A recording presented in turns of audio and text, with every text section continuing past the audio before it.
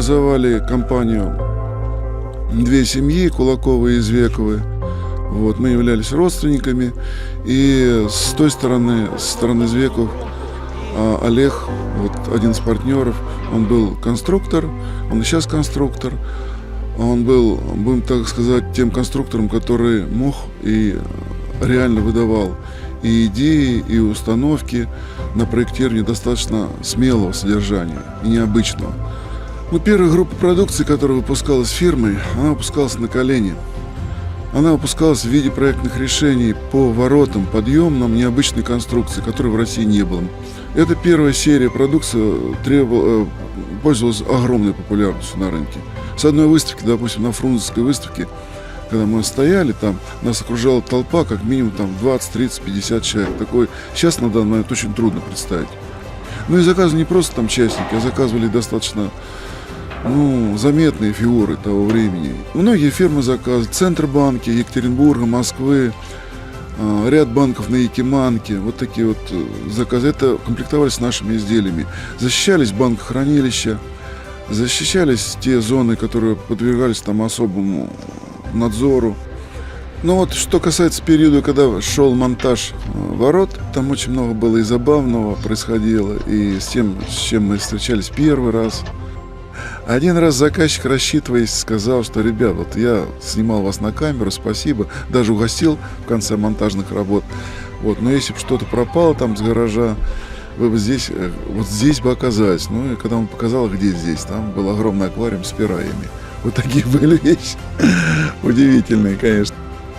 В 90-х годах очень много решало слово. Вот ты даешь просто слово, и все, и должен его выполнить.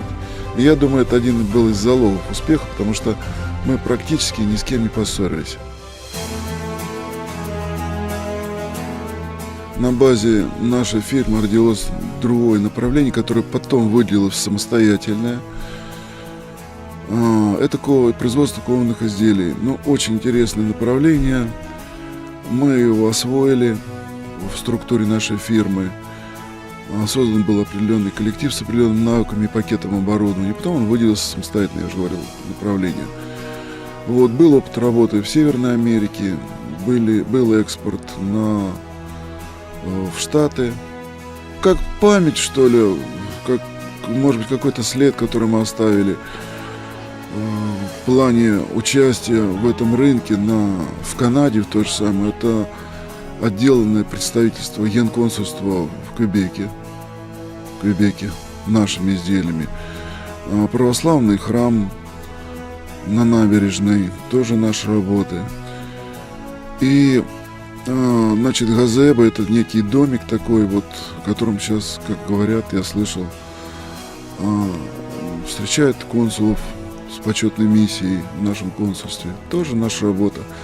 Ну, между прочим, мы по номиналу дизайна на выставке в Олимпийском центре, в центре Монреаля, мы, собственно, выиграли в этой номинации, попали, вот нас поздравляли, были напечатаны ряд статей в английской прессе и в французской прессе с такими словами. Я помню, одна из статей началась так: какой-то Алексей Кулаков с плохим английским показывает вот роскошь монреальской публики русских царей.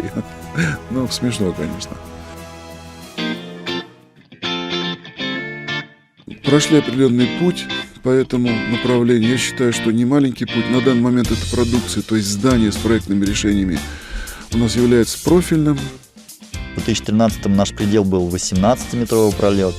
Потом первое здание в Калужской области, цех по переработке рыбы, был 2,4 метра пролет. И в 2014 году мы произвели первое здание 30-метрового свободного пролета. Это шампиньонная ферма. ЛСТК – это не ноу-хау на данный момент, но это достаточно интересная тема в России. Почему? Потому что далеко не все потребители понимают, что это такое, в чем ее ценность, и далеко не все производители, допустим, знают о том, что здание можно сделать именно из ЛСТК. Даже так. Вот в чем отличие? В том, что, во-первых, это морально новая продукция, которая отличается более низкой металлоемкостью, а значит и ценой на метр квадратный. Это Каркасы, которые работают в условиях агрессивных сред. Вот это каркасы, которые достаточно легко собираются и без даже профессионального признака с точки зрения наличия монтажников высокой квалификации на площадке. Ну вот это главные особенности, в принципе. Вот. И самое главное для нас, нам это позволяет автоматизировать полностью процесс производства.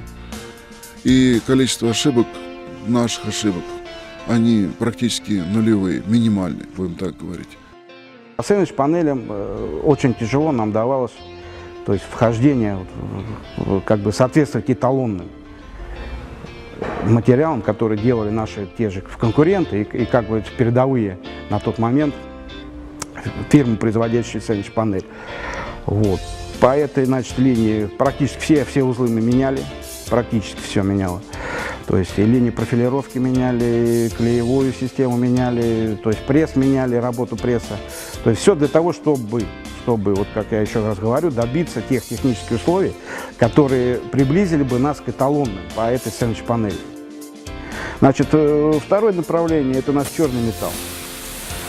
Те детали, которые мы вырезаем из черного металла. То есть та же фасонка, и, как я говорил, соединительные элементы.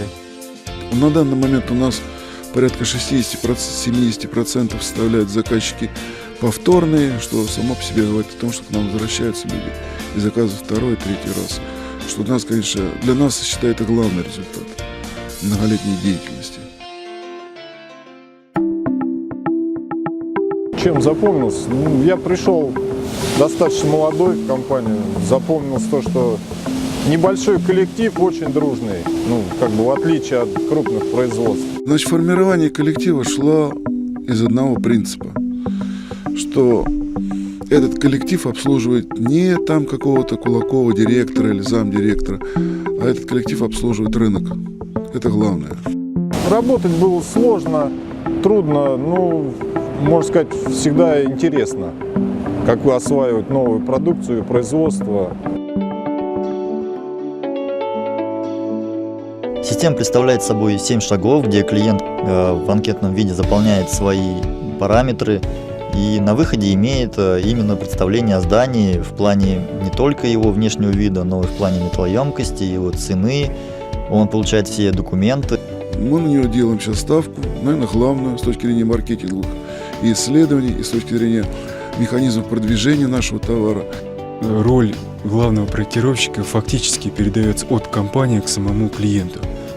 Мы действительно по некоторым параметрам были первые в России. Вот. И, собственно говоря, мы получили от ряда достаточно крупных фирм предложение о закупке этой системы. Мы единственная компания в Евразии, которая обслуживает полностью клиентов через интернет 24-7. Отправной точкой нашей создания системы это было создание 3D-визуализации. 3D-визуализации здания в онлайн-режиме, которая позволяла полностью в интерактивном режиме изменять 3D-модель по введенным клиентам параметрам. Основная ценность системы заключается в автоматическом расчете металлоемкости индивидуальных зданий. В 2011 году мы ее запустили в декабре, и уже в 2012 году она показала первый результат. По-моему, в районе 12 тысяч заявок было за месяц.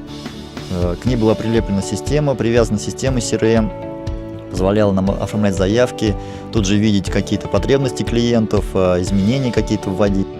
Главное – это быть маркетинго-ориентированной фирмой. Мы будем делать акцент на облачные алгоритмы и саму концепцию обслуживания клиентов через интернет. В перспективе мы видим это модернизация производства в плане оборудования, это модернизация системы в плане интерфейса, это тот же самый 3D-визуализация новых механизмов и оптимизация системы управления, системы контроля качества. Не обязательно, не главная философия жизни и бизнеса располагать какими-то огромными средствами, не главное иметь какие-то супервозможности, которые тебе подарил кто-то или где-то кто-то создал. Самое главное – это самостоятельно работать, жить и полагаться на то, что ты умеешь и знаешь.